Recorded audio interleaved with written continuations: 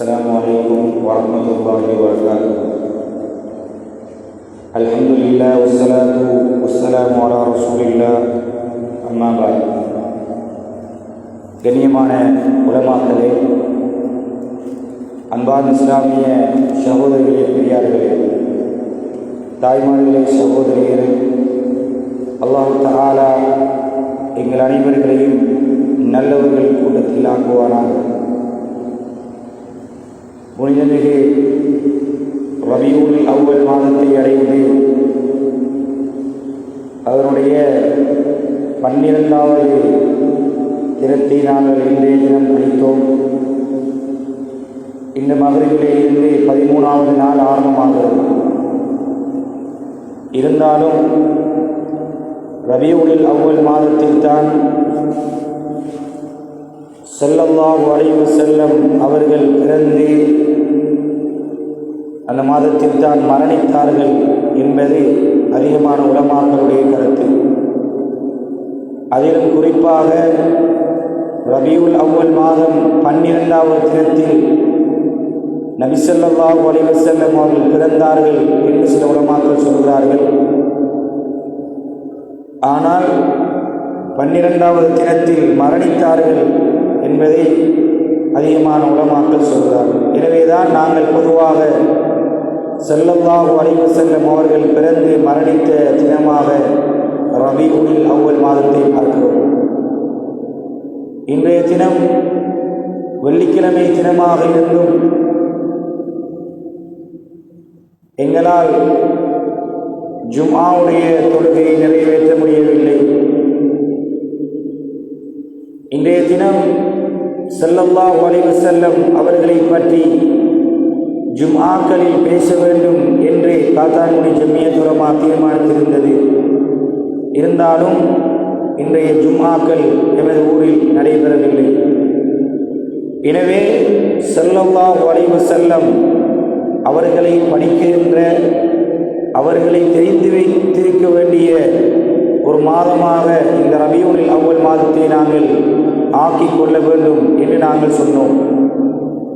அந்த அடிப்படையில் மிக சுருக்கமாக ஸல்லல்லாஹு அலைஹி வஸல்லம் அவர்களுடைய பிறப்பு முதல் நபி அவர்கள் ஹிஜ்ரத் செல்லும் வரைக்குமான வாழ்க்கை எவ்வாறு இருந்தது என்பதை மிக சுருக்கமாக சொல்வது இந்த பயானுடைய நோக்கமாகும்.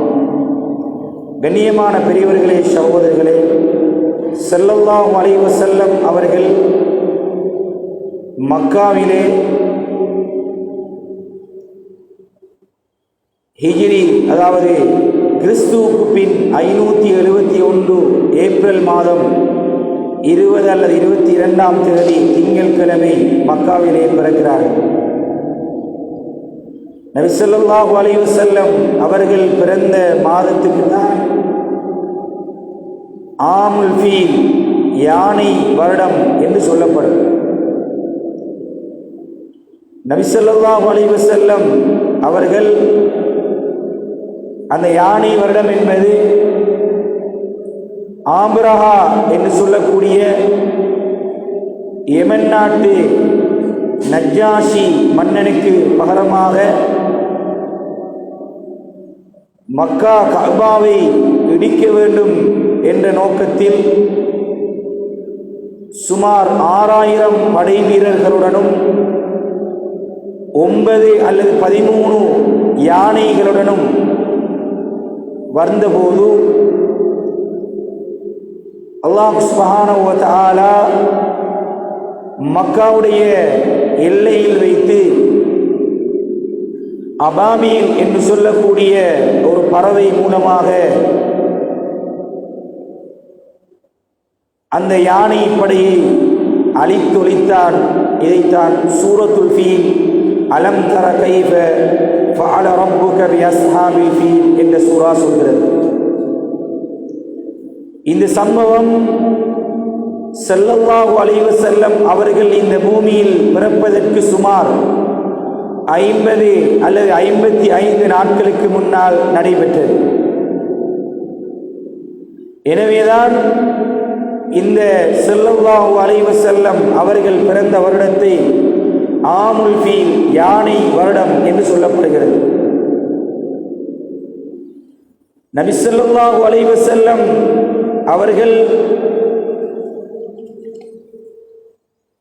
அவர்களுடைய வாழ்க்கை முறையை பார்க்கின்ற போது நபியுடைய பெயர் சுமார் 21 பரம்பரை வரைக்கும் பாதுகாக்கப்பட்டிருக்கிறது. முஹம்மது இப்னு அப்துல்லா இப்னு அப்துல் முத்தலிப் இப்னு ஹாஷிம் இப்னு அப்து மனாஃப் இப்னு குஸை இப்னு கிலாப் இப்னு முர்ரா இப்னு கஅப் இப்னு லுஐ இப்னு காலிப் இப்னு ஃபிஹ்ர் இப்னு மாலிக் இப்னு நத்ர் இப்னு கினானத் இப்னு ஹுஸைமத் இப்னு முத்ரிகத் இப்னு இல்யாஸ் இப்னு முதர் இப்னு நஸார் இப்னு மஅத் இப்னு அத்னான், இதுவரைக்குமான ஸல்லல்லாஹு அலைஹி வஸல்லம் அவர்களுடைய பரம்பரை 21 பரம்பரையைச் சேர்ந்த அவர்களுடைய பாட்டன் முப்பாட்டனுடைய அந்த வரலாறு பாதுகாக்கப்பட்டிருக்கிறது. அதற்கு பின்னால் 41 பரம்பரை வரைக்குமான இப்ராஹிம் அலைஹிஸ்ஸலாம் அவர்கள் வரைக்குமான வரலாறும் அவர்களுடைய அந்த பெயர் பட்டியலும் உலமாக்கள் எழுதி வைத்திருக்கிறார்கள். இருந்தாலும் அதிலே ஹிலாப் இருக்கிறது. அதனைத் தொடர்ந்து சுமார் 19 அவர்களுடைய பரம்பரை பாதுகாக்கப்பட்டிருக்கிறது. ஆதம் அலைஹிஸ்ஸலாம் அவர்கள் வரைக்கும் சுமார் ஸல்லல்லாஹு அலைஹி வஸல்லம் அவர்கள் தொடக்கம் ஆதம் அலைஹிஸ்ஸலாம் அவர்கள் வரைக்கும் 81 தந்தைமார்களுடைய பெயர் பட்டியல் பாதுகாக்கப்பட்டிருக்கிறது. அதிலே 21 வரைக்குமானது சஹீஹானது, 41 அதிலே ஒரு ஹிலாப் இருக்கிறது. தொடர்ந்து ஆதம் அலைஹிஸ்ஸலாம் அவர்கள் வரைக்கும் பாதுகாக்கப்பட்டிருக்கிறது. கண்ணியமான பெரியவர்களே, சகோதரர்களே, உலக வரலாற்றில் ஒரு மனிதனுடைய பரம்பரை பாதுகாக்கப்பட்டிருக்கிறது என்றால் அது ஸல்லல்லாஹு அலைஹி வஸல்லம் அவர்களுடைய பரம்பரை. எனவேதான் இதில் இருந்து நாங்கள் படிப்பினை பெற வேண்டும். எங்களுடைய பரம்பரையை நாங்கள் தெரிந்து வைத்திருக்க வேண்டும்.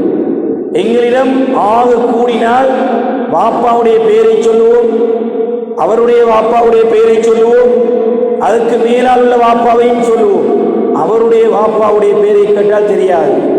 ஒரு 10 தலைமுறை உங்களுக்கு தெரியுமா என்றால் தெரியாது.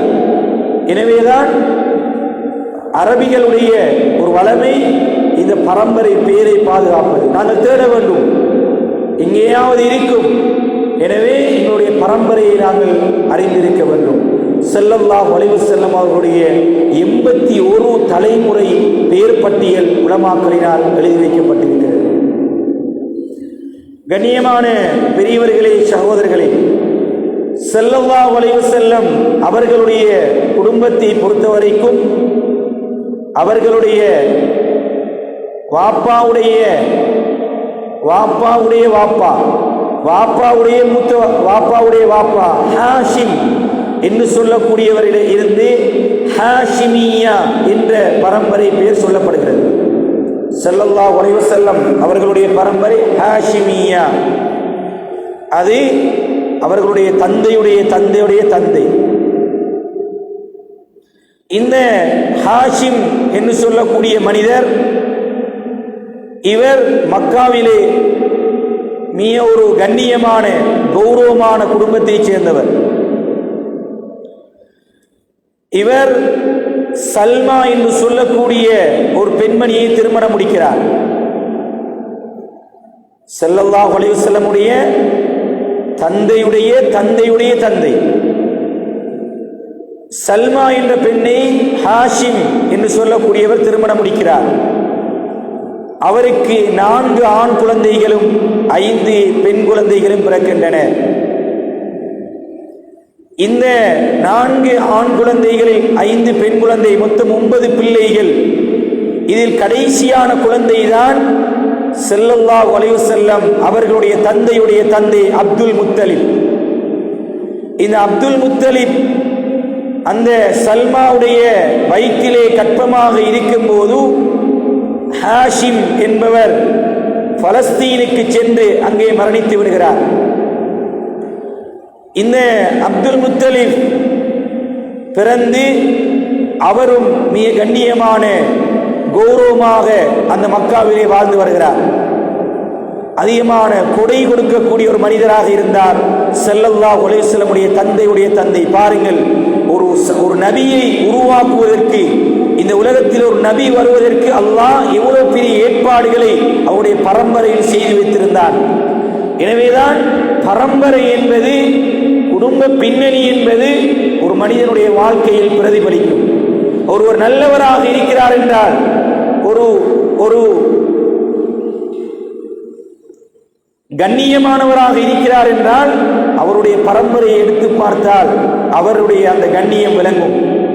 எனவேதான் ஸல்லல்லாஹு அலைஹி வஸல்லம் வாப்பாவுடைய வாப்பா மிகப்பெரிய ஒரு கண்ணியமான ஒருவராக, ஒரு கொடை கொடுக்கக்கூடிய ஒருவராக, அந்த சமூகத்தில் மிக சிறந்த ஒருவராக அவர்களால் ஃபையால், அதாவது ஃபையால் லிஸஹாயிஹி, அவர் கொடை கொடுப்பதினால் ஃபையால் என்ற பெயர் அவருக்கு சூட்டப்பட்டிருந்தது.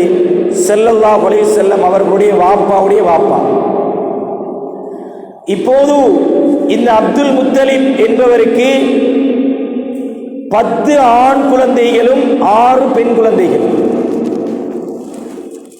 அப்துல் முத்தலிப் என்பது ஸல்லல்லாஹு அலைஹி வஸல்லம் வாப்பாவுடைய வாப்பா. இவருக்கு 10 ஆண் குழந்தைகளும் 6 பெண் குழந்தைகளும் இருந்தன.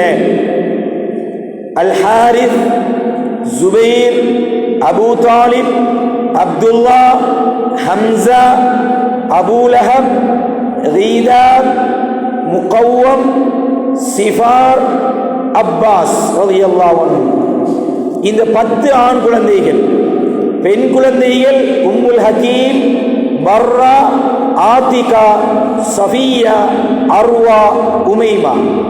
கண்ணியமான பெரியவர்களே, சகோதரர், எனவே நபியுடைய சாச்சா பெரியப்பாமார்கள் 9 பேர் நபியுடைய வாப்பாவை கழித்தார். அதே போன்று நபி அவர்களுக்கு 6 மாமிமார்கள் இருந்தார்கள், நபியுடைய தந்தையுடைய சகோதரிகள். இந்த அப்துல்லா, நபியுடைய வாப்பா அப்துல்லா ரலியல்லாஹு அன்ஹு, அவர்களும் அந்த மக்காவிலே மிக பிரபலியமான, மிக கண்ணியமான, கௌரவமாக வாழ்ந்து கொண்டிருந்தார்கள். இவர்கள் ஆமினா பின்த் வஹப் இப்னு அப்து மனாஃப் என்று சொல்லக்கூடிய ஒரு பெண்ணை திருமணம் முடிக்கிறார்கள்.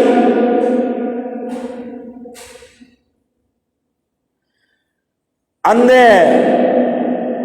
பெண் மூலமாகத்தான் குறைஷி வம்சம் உருவாகிறது. எங்களுக்கு தெரியும், குறைஷி கிளையைச் சேர்ந்தவர்கள் தான் ஸல்லல்லாஹு அலைஹி வஸல்லம் அவர்கள். அந்த குறைஷி வம்சத்தில் மிக சிறந்த கண்ணியமான ஒழுக்கமுள்ள ஒரு பெண்ணாகத்தான் நபி ஸல்லல்லாஹு அலைஹி வஸல்லம் அவருடைய உம்மா இருந்தார்கள். ஒரு தாயுடைய ஒரு பின்னணி எவ்வளவு தூரம் பிள்ளையில் பிரதிபலிக்கும் என்பது இதனூடாக எங்களுக்கு விளங்குகிறது. கண்ணியமான பெரியவர்களே, சகோதரர்களே, இப்போது அப்துல்லா ரலியல்லாஹு அன்ஹு அவர்களுடைய மனைவி ஆமினா ரலியல்லாஹு அன்ஹா இவர்களை திருமணம் முடித்து ஸல்லல்லாஹு அலைஹி வஸல்லம் அவர்களை அந்த கற்பப்பையிலே சுமந்திருக்கின்ற போது இவர் ஒரு பிரயாணம் மேற்கொள்கிறார். வியாபார நோக்கமாக வருகின்ற வழியில் மதீனாவிலே வைத்து ஒரு 25 வயது இருக்கும் அவர்கள் மரணித்து வருகிறார்கள். நபி ஸல்லல்லாஹு அலைஹி வஸல்லம் அவர்களுடைய தந்தை. நபி அவர்கள் பிறப்பதற்கு முன்னாலேயே அவர்களுடைய தந்தை மரணித்து விடுகிறார்கள். அவர்கள் மரணிக்கின்ற போது அவர்களுடைய சொத்தாக 5 ஒட்டகைகளும் ஒரு ஆடும் உம்மு ஐமன் என்று சொல்லக்கூடிய ஒரு அடிமையை தான் அவர்கள் விட்டு சென்றார்கள். கண்ணியமான பெரியவர்களே, சகோதரர்களே, ஸல்லல்லாஹு அலைஹி வஸல்லம் அவர்கள் இந்த பூமியிலே பிறக்கிறார்கள். 500 கிறிஸ்துவுக்கு பின் 571 ஆண்டு ஆமுல் ஃபீல் என்று சொல்லக்கூடிய அந்த வருடத்திலே நபி அவர்கள் இந்த பூமிக்கு பிறக்கின்ற போது இந்த பூமியை ஒரு பிரகாசமாக தோற்றமளித்தது. இமாம் முஸ்னத் அஹ்மத் என்று சொல்லக்கூடிய கிரந்தத்தில் இமாம் அஹ்மத் ரஹிமஹுல்லாஹ் அவர்கள் பதிவு செய்திருக்கிறார்கள். நபி அவர்கள் பிறக்கின்ற போது ஷாமுடைய அந்த கோட்டைகள் எல்லாம் ஒளியினால் பிரகாசம் அடைந்தது. சில உலமாக்கள் இந்த ஹதீஸை பலவீனம் என்று சொன்னாலும் சில உலமாக்கள் அதனை சஹீஹ் என்று சொல்கிறார்கள். நபியுடைய பிறப்பு இந்த ரஹ்மத்துல் ஆலமீன், முழு உலகத்துடைய அருட்கொடை இந்த பூமிக்கு பிறக்கிறது. கண்ணியமான பெரியவர்களே, சகோதரர்களே, ஸல்லல்லாஹு அலைஹி வஸல்லம் அவர்களுடைய வாப்பாவுடைய வாப்பாதான் நபி அவர்களுக்கு முஹம்மத் என்ற பெயரை வைக்கிறார்கள்.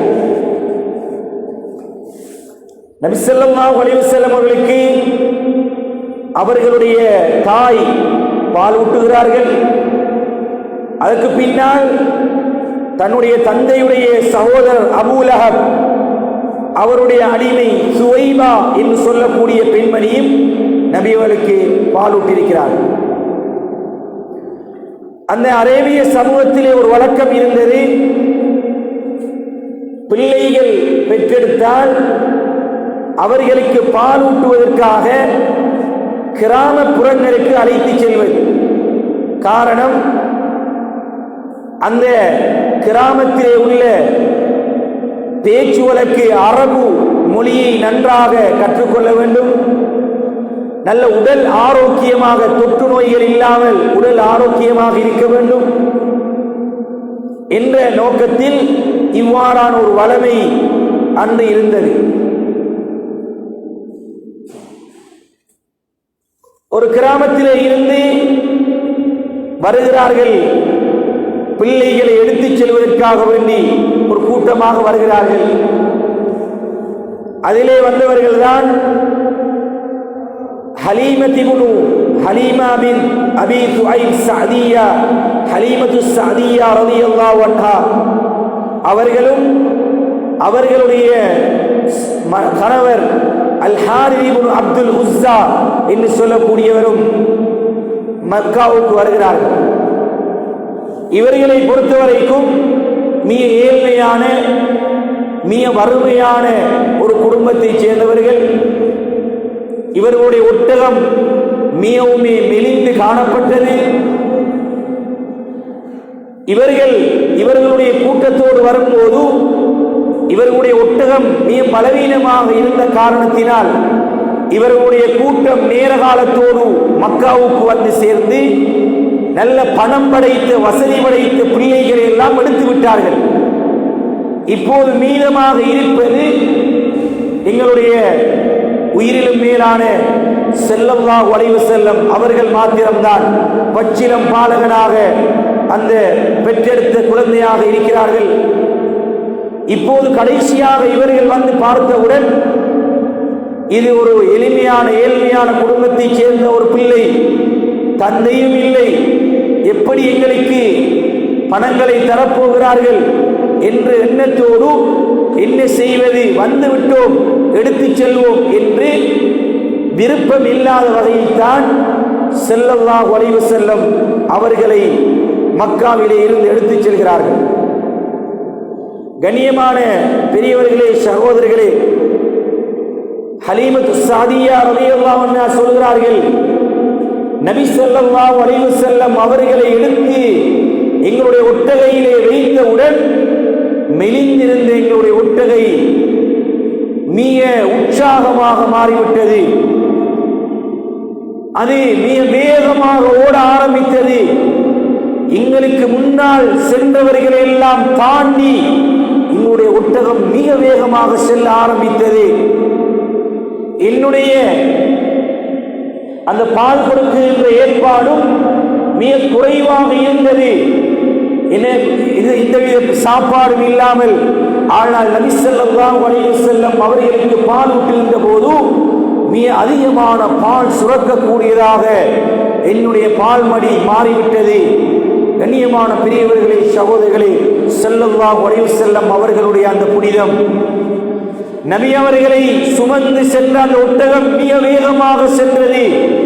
சொல்கிறார்கள் ஹலீமத்து ஸஅதிய்யா ரலியல்லாஹு அன்ஹா, என்னுடைய கிராமத்தில் மிக ஏழ்மையான குடும்பத்தைச் சேர்ந்த பெண்மணி நான். இல்லத்தில் இருந்த ஆடுகள் எல்லாம் எதுவுமே பால் கறப்பதற்கு கூட முடியாத ஆடுகளாக, ஆட்டு மந்தைகளாக இருந்தன. ஸல்லல்லாஹு அலைஹி வஸல்லம் அவர்களுடைய வருகைக்கு பின்னால் அந்த பால் மடிகள் எல்லாம் கறக்க மிகவுமே அதிகரித்து என்னுடைய அந்த ஆட்டு மந்தைகள் எல்லாம் மிக உற்சாகமாக அந்த பால்கள் எல்லாம் கறக்க ஆரம்பித்தன. என்னுடைய வயல் நிலங்கள் எல்லாம் மிக செழிப்படைய ஆரம்பித்தது. நாங்கள் விளங்கிக் கொண்டோம், ஒரு புனிதமான ஒரு பிள்ளை எங்களுக்கு கிடைத்திருக்கிறது. இந்த பிள்ளையுடைய பரக்கத்தினால் இவ்வாறான ஏற்பாடு அடைந்திருக்கிறோம் என்று நாங்கள் விளங்கிக் கொண்டோம். கண்ணியமான பெரியவர்களே, சகோதரர்களே, ஸல்லல்லாஹு அலைஹி வஸல்லம் அவர்களுக்கு 2 வருடங்கள் ஆகின்றன. மீண்டும் மக்காவுக்கு அழைத்து செல்கிறார்கள் ஸல்லல்லாஹு அலைஹி வஸல்லம் அவர்களை. ஆனால் ஹலீமத்து ஸஅதிய்யா ரலியல்லாஹு அன்ஹா அவர்களுக்கு விருப்பமில்லை இந்த பிள்ளையை கொடுப்பதற்கு. அழைத்து சென்று மீண்டும் அனுமதி கேட்கிறார்கள். மீண்டும் அழைத்து செல்ல வேண்டும் என்று அதற்கு அனுமதி வழங்கப்படுகிறது. மீண்டும் ஹலீமத்து ஸஅதிய்யா ரலியல்லாஹு அன்ஹா அவர்கள் நபி ஸல்லல்லாஹு அலைஹி வஸல்லம் அவர்கள் 2 வயது குழந்தையாக இருக்கும் போது அழைத்து செல்கிறார்கள்.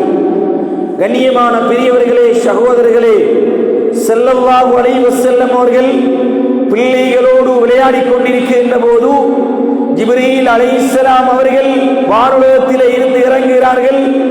நபி அவர்களை சிறு பிராயத்திலே சுமார் 4 அல்லது 5 வயதிற்கும் நபி அவர்களை அழைத்து நபி அவர்களுடைய உள்ளத்தை பிளந்து நபியுடைய அந்த உள்ளத்தை வெளியிலே எடுத்து தங்க தட்டிலே வைத்து ஜம்சம் நீரினால் அந்த அந்த இதயம் கழுவப்படுகிறது.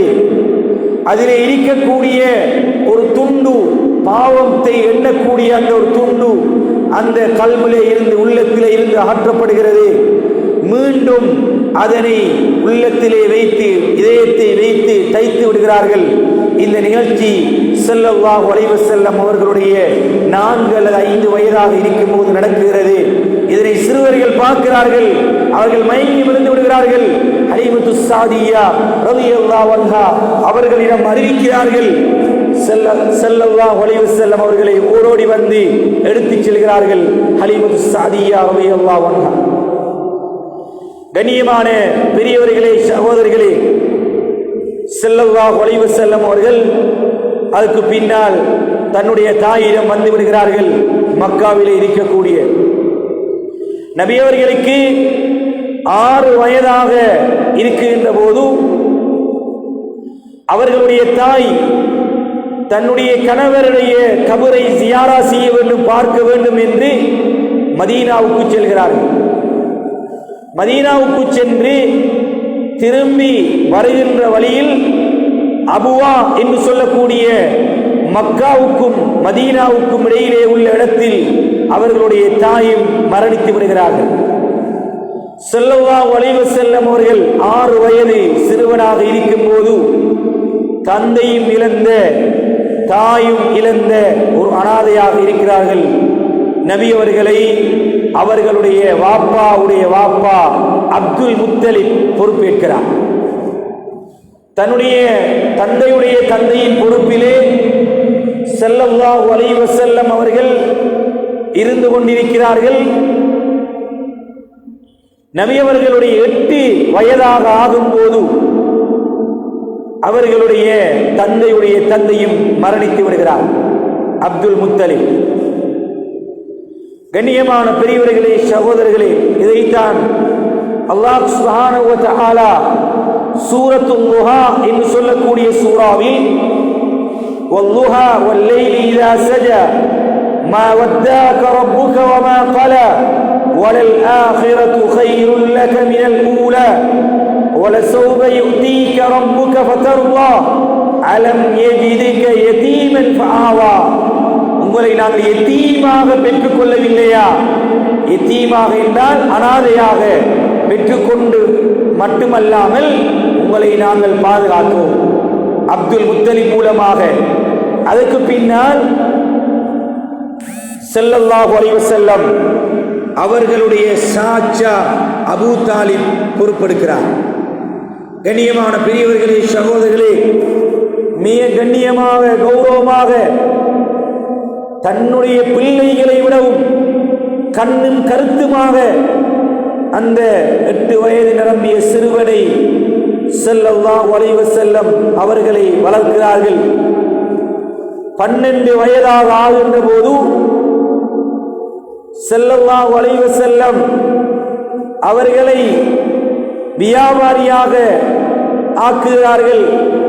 ஷாமுக்கு அழைத்து செல்கிறார்கள். புஸ்ரா என்று சொல்லக்கூடிய இடத்தை அடைந்த போது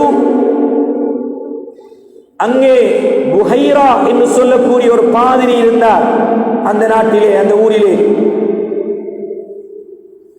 அவர் ஸல்லல்லாஹு அலைஹி வஸல்லம் அவர்களுடைய வருகை, 12 வயது சிறுவர், அவர்களுடைய வருகையை கண்டு இந்த மரங்கள் எல்லாம் அவர்களுக்கு சிரம்பணிகிறது, மேகங்கள் எல்லாம் ஸல்லல்லாஹு அலைஹி வஸல்லம் அவர்களை பின்தொடர்கிறது. இந்த காட்சியை பார்த்து அந்த புஹைரா அவர் நபி ஸல்லல்லாஹு அலைஹி வஸல்லமுடைய சாட்சாவை அழைத்து, இவர் கடைசி நபியாக இருக்கிறார், நபிமார்களுக்கெல்லாம் தலைவர், முழு உலகத்துடைய அருட்கொடை, இவரை மிக கவனமாக பார்த்துக் கொள்ளுங்கள், இவரை நீங்கள் அழைத்து செல்ல வேண்டாம், இவர்கள் அறிந்து விட்டால் கொலை செய்து விடுவார்கள், இவரிடத்திலே, இவருடைய தோல் புயத்திலே அந்த நபித்துவத்துடைய முத்திரை இருக்கிறது, இவர் முழு உலகத்துடைய ஒரு அருட்கொடை, ரஹ்மத்துல் லில் ஆலமீன் போன்ற விடயங்களை அந்த புஹைரா சொல்கிறார். அபூ தாலிப் மிக கண்ணும் கருத்துமாக பார்த்து கொண்டிருந்தவர் அழைத்து கொண்டு செல்கிறார் ஸல்லல்லாஹு அலைஹி வஸல்லம் அவர்களை. கண்ணியமான பெரியவர்களே, சகோதரர்களே, மிக கவனமாக மிக பக்குவமாக ஸல்லல்லாஹு அலைஹி வஸல்லம் அவர்களை வளர்த்தெடுத்து சுமார் 25 வயதை அடைகிறார்கள் ஸல்லல்லாஹு அலைஹி வஸல்லம் அவர்கள். ஒரு ஆடு மேய்க்கக்கூடிய ஒரு இடையனாக ஸல்லல்லாஹு அலைஹி வஸல்லம் இருந்தார்கள். அதன் பின்னால் இவர்களுடைய நேர்மை, நம்பகத்தன்மை, உண்மையை அறிந்த அந்த மக்காவாசிகள் ஸல்லல்லாஹு அலைஹி வஸல்லம் அவர்களுக்கு அல்-அமீன், அஸ்-சாதிக் என்ற பெயர்களை எல்லாம் சூட்டினார்கள். ஸல்லல்லாஹு அலைஹி வஸல்லமுடைய இந்த உண்மை நேர்மையை கண்ட மிகப்பெரிய ஒரு சீமாட்டி, மிகப்பெரிய ஒரு பணக்கார வசதி படைத்த பெண்மணிதான் ஹதீஜா ரலியல்லாஹு அன்ஹா அவர்கள். அவர்களுடைய பொருளாதாரங்களை கொடுத்து அவர்களுடைய அடிமை மைசராவோடு ஸல்லல்லாஹு அலைஹி வஸல்லம் அவர்களை ஷாமுக்கு வியாபார நோக்கமாக அனுப்புகிறார்கள்.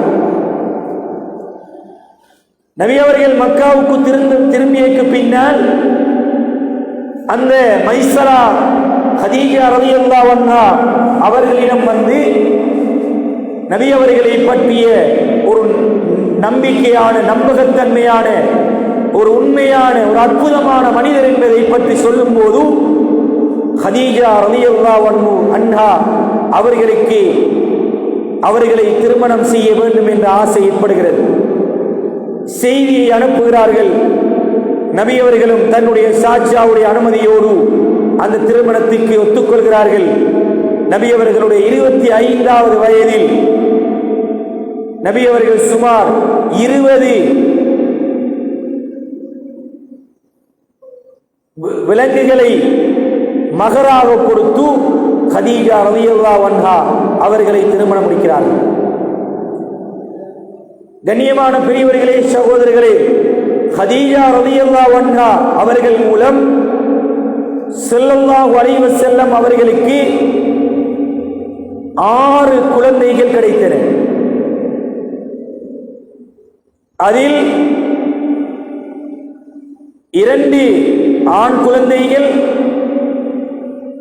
4 பெண் குழந்தைகள். 2 ஆண் குழந்தைகள் காசிம், அப்துல்லா. இந்த 2 ஆண் குழந்தைகளும் சிறு வயதிலேயே மரணித்து விட்டன. 4 பெண் குழந்தைகள் ஜெய்னப், ருகையா, உம்மு குல்தூம், ஃபாத்திமா ரலியல்லாஹு அன்ஹுன்ன. இந்த 4 பெண் குழந்தைகளும் நபியவர்களோடு இருந்து இஸ்லாத்தை ஏற்றுக்கொண்டு நபியவர்கள் உயிரோடு இருக்கும் போதே மரணிக்கிறார்கள். ஆனால் ஃபாத்திமா ரலியல்லாஹு அன்ஹா அவர்கள் மட்டும் நபியவர்கள் மரணித்து 6 மாதங்களுக்கு பின்னால் மரணிக்கிறார்கள். நபி ஸல்லல்லாஹு அலைஹி வஸல்லம் அவர்கள் மக்காவிலே வாழ்ந்து கொண்டிருக்கிறார்கள். நபியவர்களுடைய 35வது வயது வருகின்ற போது சமூக சேவையில் ஆர்வம் உள்ளவர்களாக நபியவர்கள் இருந்தார்கள். அந்த 35வது வயதில் கஅபாவை புனர் நிர்மாணம் செய்ய வேண்டும் என்ற அடிப்படையில் அதனை கட்டுகின்ற போது நபியவர்களும் முழுமையான ஒத்துழைப்பை பங்களிப்பை செய்தார்கள். ஹஜருல் அஸ்வத் கல்லை வைப்பதற்கான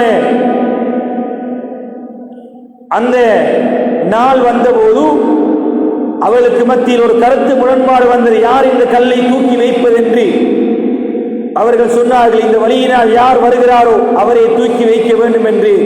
அந்த வழியினால் ஸல்லல்லாஹு அலைஹி வஸல்லம் அவர்கள் வந்தார்கள். அவர்கள் எல்லோரையும் அழைத்து ஒரு புடவையிலே வைத்து அதனை தூக்கி வைத்தார்கள். ஸல்லல்லாஹு அலைஹி வஸல்லம் அவர்களை அல்லாஹ் நுபுவத் நபித்துவம் கிடைப்பதற்கு முன்னாலேயே பாவங்களை விட்டு பாதுகாத்திருந்தார். இசை கேட்பதை விட்டும் அவர்களிடையே ஒரு பழக்கம் இருந்தது. ஆடைகளை எல்லாம் கலட்டி விட்டு தவாஃப் செய்கின்ற ஒரு வழக்கம். நபியவர்கள் ஆடையை கலட்ட போனாலேயே அல்லாஹ்வுக்கு மயக்கத்தை கொடுத்து அப்படியே மயங்கி விடுவார்கள். இசை கச்சேரிகள் நடக்குமாக இருந்தால் அல்லாஹ்வுக்கு தூக்கத்தை கொடுத்து அப்படியே தூங்கி விடுவார்கள். இவ்வாறு அல்லாஹ் சுப்ஹானஹு வ தஆலா ஸல்லல்லாஹு அலைஹி வஸல்லம் அவர்களை நுபுவத்திற்கு முன்னாலேயே பாவங்களிலே இருந்து பாதுகாத்தார். நபியவர்களுடைய அந்த 35 வயதுக்கு பின்னால் அந்த மக்கா வாசியெல்லாம் உள்ள பாவங்களை பார்த்து அவர்களுடைய அந்த வணக்க வழிபாடுகளை பார்த்து கவலைப்படுகிறார்கள். ஏன் இவ்வாறு மக்கள் இருக்கிறார்கள்? இவர்களை திருத்த முடியாதா? இவர்களை நல்வழிப்படுத்த முடியாதா என்று கவலைப்பட்டு ஸல்லல்லாஹு அலைஹி வஸல்லம் அவர்கள் கஅபாவிலே இருந்து சுமார் 2 கிலோமீட்டர் தூரத்திலே உள்ள நூர் என்று சொல்லக்கூடிய மலையிலே உள்ள ஹிரா என்ற குகையிலே நபி ஸல்லல்லாஹு அலைஹி வஸல்லம் ஒதுங்குகிறார்கள். மக்களை எப்படி திருத்துவது? அந்த ஹிரா குகையிலே இருக்கும் போதுதான் அல்லாஹ் சுப்ஹானஹு வ தஆலா 40வது வயதில் ஸல்லல்லாஹு அலைஹி வஸல்லம் அவர்களுக்கு நுபுவத்தை கொடுக்கிறார். நபியோடைய 40 வயது 6 மாதங்கள் 12 நாளாக இருக்கும் போது திங்கள் கிழமை தினம் ரமலானுடைய 21வது நாள் நபியவர்களுக்கு அந்த நுபுவத் கிடைக்கிறது. ஜிப்ரீல் அலைஹிஸ்ஸலாம் அவர்கள் வந்து 5 ஆயத்துகளை சூரத்துல் அலக்குடைய 5 ஆயத்துகளை ஓதுகிறார்கள். அவர்களை அழைத்து சென்று அபூ தாலிப் வரக்கத் இப்னு நௌஃபல் என்று சொல்லக்கூடிய ஒரு பாதிரியிடம் சென்று இவ்வாறு நடந்த நிகழ்ச்சியை சொல்லும் போது அவர் நீங்கள் ஒரு தூதுவராக ஆகிவிட்டீர்கள் என்ற செய்தியை சொல்கிறார். அதுக்கு பின்னால் அல்லாஹ் சுப்ஹானஹு வ தஆலா சூரத்துல் முத்தத்திர் என்று சொல்லக்கூடிய அல்லாஹ் சூறாவை இறக்கினார். 3 வருடங்கள் ஸல்லல்லாஹு அலைஹி வஸல்லம் அவர்கள் மறைமுகமாக தன்னுடைய அழைப்பு பணியை மக்காவிலே செய்கிறார்கள். அர்கம் ரலியல்லாஹு அன்ஹு அவர்களுடைய வீட்டில் ஆரம்பமாக இஸ்லாத்திலே ஹதீஜா ரலியல்லாஹு அன்ஹா, ஸெய்த் இப்னு ஹாரிஸா ரலியல்லாஹு அன்ஹு, அலி ரலியல்லாஹு அன்ஹு, அபூபக்கர் சித்திக் ரலியல்லாஹு அன்ஹு இவ்வாறான சஹாபாக்கள் தான் ஆரம்பமாக இஸ்லாத்தை ஏற்றுக்கொண்டார்கள். அபூபக்கர் சித்திக் ரலியல்லாஹு அன்ஹு இஸ்லாத்தின் பக்கம் அழைத்துதான் உஸ்மான் இப்னு அஃபான், ஜுபைர் இப்னு அவ்வாம், அப்துர் ரஹ்மான் இப்னு அவுஃப், சஅத் இப்னு அபி வக்காஸ், தல்ஹத் இப்னு உபைதுல்லாஹ் ரலியல்லாஹு அன்ஹு போன்ற சஹாபாக்கள் இஸ்லாத்திற்குள்ளே வந்தார்கள். ஆரம்ப கட்டத்தில் சுமார் 130 சஹாபாக்கள் மாத்திரமே இஸ்லாத்தை ஏற்றுக்கொண்டார்கள். அதுக்கு பின்னால் அல்லாஹ் சுப்ஹானஹு வ தஆலா பகிரங்கமாக அழைப்பு விடுக்கும்படி கட்டளையிட்டார். ஸல்லல்லாஹு அலைஹி வஸல்லம் அவர்கள் ஹஜ்ஜிக்கு வரக்கூடிய ஒரு கூடாரமாக சென்று சவா மர்வாவுடைய மலைகளுக்கிடையில் சென்று தன்னுடைய அழைப்பு பிரச்சாரத்தை சொல்லிக் கொண்டிருந்தார்கள். சொல்லும் போதெல்லாம் மிக கடுமையாக அந்த மக்களினால் நோவினைக்கு உட்படுத்தப்பட்டார்கள். இந்த சந்தர்ப்பத்தில் தான், கடுமையான கஷ்டத்துக்கு மத்தியில் தான் ஹபஷாவுக்கு ஒரு பிரயாணத்தை மேற்கொள்கிறார்கள், ஹிஜ்ரத்தை மேற்கொள்கிறார்கள். 12 ஆண்கள் 4 பெண்கள் உட்பட. ஸல்லல்லாஹு அலைஹி வஸல்லம் அவர்களுடைய நுபுவத் கிடைத்து 5 வருடங்களில் 45 வயதில். அதுக்கு பின்னால் ஹபஷாவுக்கு 2வது தடவையாகவும் அவர்கள் ஹிஜ்ரத் மேற்கொள்கிறார்கள். 83 ஆண்கள் 18 அல்லது 19 பெண்களோடு நபி ஸல்லல்லாஹு அலைஹி வஸல்லம் அவர்களுடைய நுபுவத் கிடைத்து 6வது வருடத்தில். கண்ணியமான பெரியவர்களே, சகோதரர்களே, கடுமையான நோவினைக்கு ஆளாக்கப்பட்டார்கள் ஸல்லல்லாஹு அலைஹி வஸல்லம். அழுகிய தோள்களை எல்லாம், அழுகிய ஒட்டகத்துடைய குடல்களை எல்லாம் நபி அவர்கள் மீது கொண்டு வந்து போடுவார்கள். நபி அவர்களும் இஸ்லாத்தை ஏற்றுக்கொண்டவர்களும் ஷுபே அபி தாலிப் என்று சொல்லக்கூடிய ஒரு கணவாயில் நபி அவர்களுடைய 7வது அந்த நபித்துவம் கிடைத்து 7வது வருடத்தில் தனிமைப்படுத்தப்படுகிறார்கள், அழைக்கப்படுகிறார்கள். ஸல்லல்லாஹு அலைஹி வஸல்லம் அவர்களுடைய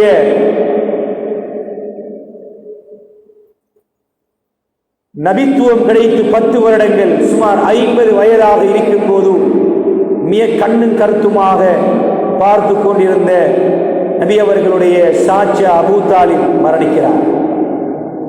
அத்தோடு நபி ஸல்லல்லாஹு அலைஹி வஸல்லம் அவர்களுடைய மனைவி ஹதீஜா ரலியல்லாஹு அன்ஹா அவர்களும் மரணிக்கிறார்கள். இந்த வருடத்துக்கு ஆமுல் ஹுசுன், கவலையான வருடம் என்று சொல்லப்படுகிறது. நபி அவர்கள் கடுமையாக கவலைப்படுகிறார்கள். கண்ணியமான பெரியவர்களே, சகோதரர்களே, இந்த கவலையை போக்கும் முகமாகத்தான் அல்லாஹ் சுப்ஹானஹு வ தஆலா ஸல்லல்லாஹு அலைஹி வஸல்லம் அவர்களை அல் இஸ்ரா வல் மிஅராஜ் என்று சொல்லக்கூடிய இராவொளி பயணம், விண்ணுலக பயணத்தை மேற்கொள்ள வைத்தார். நபி அவர்கள் ஹதீஜா ரலியல்லாஹு அன்ஹா வஃபாத்தாயிற்கு பின்னால் சௌதா ரலியல்லாஹு அன்ஹா அவர்களை திருமணம் முடிக்கிறார்கள். நபி அவர்களுடைய நபித்துவம் 10வது வருடத்தில் நபி அவர்கள் சுமார் மக்காவிலே இருந்து 60 கிலோமீட்டர் தூரத்தில் இருக்கக்கூடிய தாயிப் என்ற பிரதேசத்துக்கு அவர்கள் ஹிஜ்ரத்தை மேற்கொள்கிறார்கள். அங்கும் அவர்களுக்கு ஆதரவு கிடைக்கவில்லை.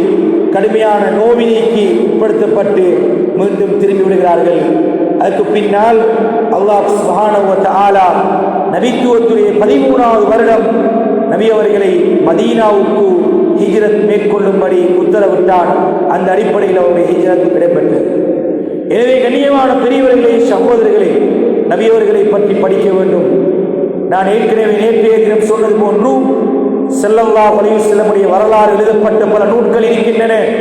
அதிலே ரஹீக் அல் மக்தூம் முஹம்மது ரசூலுல்லாஹ் என்று தமிழிலே மொழிபெயர்க்கப்பட்ட ஒரு நூல் வந்திருக்கிறது. பிள்ளைகளுக்கு வாசிக்க வேண்டும். நெகிழ்ச்சி ஊட்டக்கூடிய, உற்சாகமூட்டக்கூடிய பல சம்பவங்கள் எல்லாம் ஸல்லல்லாஹு அலைஹி வஸல்லம் வாழ்க்கை வரலாற்றிலே நடந்திருக்கிறது. எனவே நாங்கள் பிள்ளைகளுக்கு இவைகளை படிக்க வேண்டும். இன்ஷா அல்லாஹ் நாங்கள் இன்னொரு சந்தர்ப்பத்தில் நபியுடைய ஹிஜ்ரத்திலே இருந்து மரணிக்கும் வரைக்குமான வாழ்க்கை வரலாற்றை சுருக்கமாக பார்க்கலாம். எனவே அல்லாஹ் சுப்ஹானஹு வ தஆலா நபியுடைய வாழ்க்கையை படித்து அவருடைய மஹப்பத்தை, நேசத்தை உள்ளத்திலே எடுத்து அவர்களை அளவு கடந்து நேசிக்கக்கூடியவர்களாக அல்லாஹ் ஆக்குவானாக. வாஹிரு தஅவானா அல்ஹம்துலில்லாஹி ரப்பில் ஆலமீன். அஸ்ஸலாமு அலைக்கும் வரஹ்மத்துல்லாஹி வபரகாத்துஹு.